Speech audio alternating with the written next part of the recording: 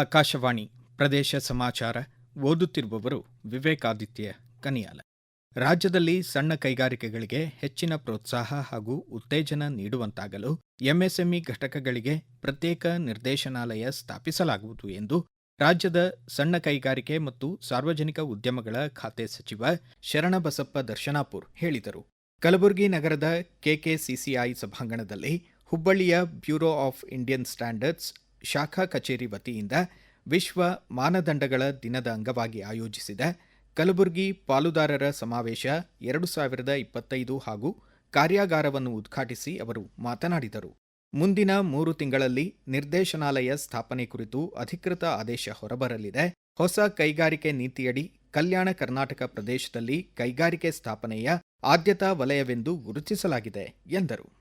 ಹುಬ್ಬಳ್ಳಿಯ Kallur ಲೇಔಟ್ನಲ್ಲಿ HCG cancer ಕೇಂದ್ರದಲ್ಲಿ ನೂತನವಾಗಿ ಆರಂಭಿಸಲಾದ ಎಲೆಕ್ಟಾ ವರ್ಸಾ ಹಾಗೂ ಸರ್ಫೇಸ್ ಗೈಡೆಡ್ ರೇಡಿಯೇಷನ್ ಥೆರಪಿ ವಿಕಿರಣ ಚಿಕಿತ್ಸಾ ತಂತ್ರಜ್ಞಾನಕ್ಕೆ ಕೇಂದ್ರ ನವ ಮತ್ತು ನವೀಕರಿಸಬಹುದಾದ ಇಂಧನಗಳ ಖಾತೆ ಸಚಿವ ಪ್ರಹ್ಲಾದ್ ಜೋಶಿ ಚಾಲನೆ ನೀಡಿದರು.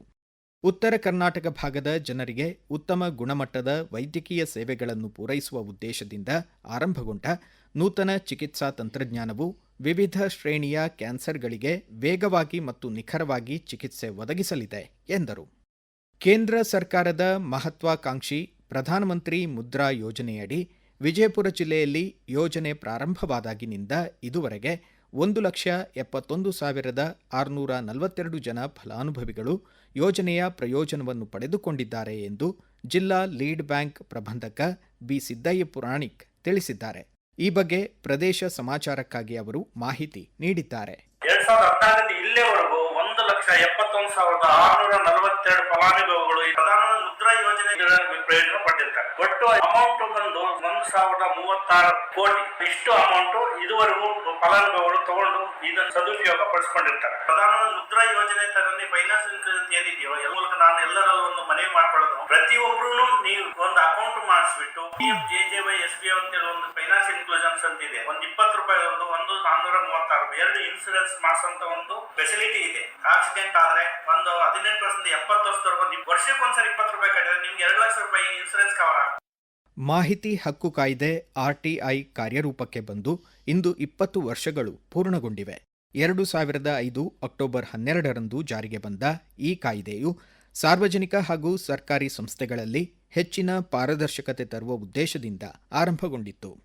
ಕರ್ನಾಟಕ ರಾಜ್ಯ ಸರ್ಕಾರವು ಸ್ಥಳೀಯ ಆರ್ಥಿಕತೆಯ ವೇಗವರ್ಧನೆಯ ನಿಟ್ಟಿನಲ್ಲಿ ಆರಂಭಿಸಿರುವ ಲೀಪ್ ಯೋಜನೆಗೆ 1,000 ಕೋಟಿ ರೂಪಾಯಿ ಮೀಸಲಿರಿಸಲಾಗಿದೆ. ಇದರಿಂದ 5 ಲಕ್ಷ ಉದ್ಯೋಗ ಸೃಜನೆ ಸಾಧ್ಯವಾಗಲಿದೆ ಎಂದು ಗ್ರಾಮೀಣಾಭಿವೃದ್ಧಿ ಮತ್ತು ಪಂಚಾಯತ್ ರಾಜ್ ಖಾತೆ ಸಚಿವ ಪ್ರಿಯಾಂಕ್ ಖರ್ಗೆ ಹೇಳಿದ್ದಾರೆ. ತಮ್ಮ ಎಕ್ಸ್ ಖಾತೆ ಮೂಲಕ ಮಾಹಿತಿ ಹಂಚಿಕೊಂಡಿರುವ ಅವರು, ಈ ಯೋಜನೆಯಡಿ ಬೆಂಗಳೂರಿನಾಚೆಗಿರುವ ವಿವಿಧ ನಗರಗಳಲ್ಲಿ ಉದ್ಯಮ ಸ್ನೇಹಿ ವಾತಾವರಣ ನಿರ್ಮಿಸಲಾಗುತ್ತಿದೆ. ಹುಬ್ಬಳ್ಳಿ, ಬೆಳಗಾವಿ, ಧಾರವಾಡ, ಕಲಬುರಗಿ, ರಾಯಚೂರು, ಕರಾವಳಿಯ 3 ನಗರಗಳು ಸೇರಿದಂತೆ ರಾಜ್ಯದ 11 ಪ್ರಮುಖ ನಗರಗಳಲ್ಲಿ ಎಲೆಕ್ಟ್ರಾನಿಕ್ಸ್ ಹಾಗೂ ಐಟಿ-ಬಿಟಿ ಉದ್ಯಮಗಳನ್ನು ಬಲಪಡಿಸಲಾಗುವುದು ಎಂದರು. ಸುದೃಢ ಭಾರತ ನಿರ್ಮಾಣದಲ್ಲಿ ವಿದ್ಯಾರ್ಥಿಗಳ ಹಾಗೂ ಯುವಜನರ ಪಾತ್ರ ಪ್ರಮುಖವಾಗಿದ್ದು, ಮದ್ಯಪಾನ, ಮಾದಕ ವಸ್ತುಗಳ ಸೇವನೆ ಹಾಗೂ ವ್ಯಸನಗಳ ದುಷ್ಪರಿಣಾಮಗಳ ಬಗ್ಗೆ ಕರ್ನಾಟಕ ರಾಜ್ಯ ಮದ್ಯಪಾನ ಸಂಯಮ ಮಂಡಳಿ ಮೂಲಕ ನಿರಂತರವಾಗಿ ಅರಿವು ಮೂಡಿಸಲಾಗುವುದು ಎಂದು ಮಂಡಳಿ ಅಧ್ಯಕ್ಷ ಶರಣಪ್ಪ ಸಲಾದ್ಪುರ್ ಹೇಳಿದರು. ಕಲಬುರಗಿ ತಾಲೂಕು ಗೋಗಿ ಗ್ರಾಮದ ದರ್ಗಾಕ್ಕೆ ಭೇಟಿ ನೀಡಿ ಧಾರ್ಮಿಕ ಮುಖಂಡರಿಂದ ಸನ್ಮಾನ ಸ್ವೀಕರಿಸಿ ಅವರು ಮಾತನಾಡಿದರು. ರಾಜ್ಯದ ಪ್ರತಿ ಹಳ್ಳಿಗಳನ್ನು ವ್ಯಸನ ಮುಕ್ತಗೊಳಿಸುವ ನಿಟ್ಟಿನಲ್ಲಿ ಮಂಡಳಿ ಕಾರ್ಯನಿರ್ವಹಿಸಲಿದೆ ಎಂದರು. ರಾಮನಗರ ಜಿಲ್ಲೆ ಚನ್ನಪಟ್ಟಣ ಸರ್ಕಾರಿ ಪ್ರಥಮ ದರ್ಜೆ ಕಾಲೇಜಿನಲ್ಲಿ ಸಾಮಾಜಿಕ ಜೀವನದ ಮೇಲೆ ಸೈಬರ್ ಅಪರಾಧಗಳ ಪರಿಣಾಮ ಮತ್ತು ಮುನ್ನೆಚ್ಚರಿಕೆ ವಿಷಯದ ಕುರಿತಾಗಿ ಜರುಗಿದ ಕಾನೂನು ಕಾರ್ಯಾಗಾರವನ್ನು ರಾಜ್ಯ ಹೈಕೋರ್ಟ್ ನ್ಯಾಯಮೂರ್ತಿ ES ಇಂದ್ರೇಶ್ ಉದ್ಘಾಟಿಸಿದರು.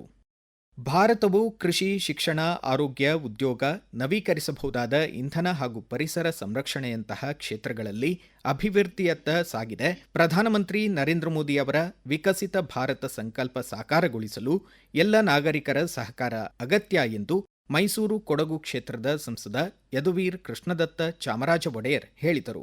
ಮಂಡ್ಯದಲ್ಲಿ ಮಾತನಾಡಿದ ಅವರು, ಗುಣಮಟ್ಟದ ಶಿಕ್ಷಣ, ಆರೋಗ್ಯ, ಸುಸ್ಥಿರ ಅಭಿವೃದ್ಧಿಯತ್ತ ದೇಶ ಹೆಜ್ಜೆ ಇರಿಸಿದೆ ಎಂದರು. ಇಲ್ಲಿಗೆ ಪ್ರದೇಶ ಸಮಾಚಾರ ಮುಕ್ತಾಯವಾಯಿತು. ನಮ್ಮ ಮುಂದಿನ ರಾಷ್ಟ್ರೀಯ ವಾರ್ತಾ ಪ್ರಸಾರ ಮಧ್ಯಾಹ್ನ 1:10 ನಿಮಿಷಕ್ಕೆ.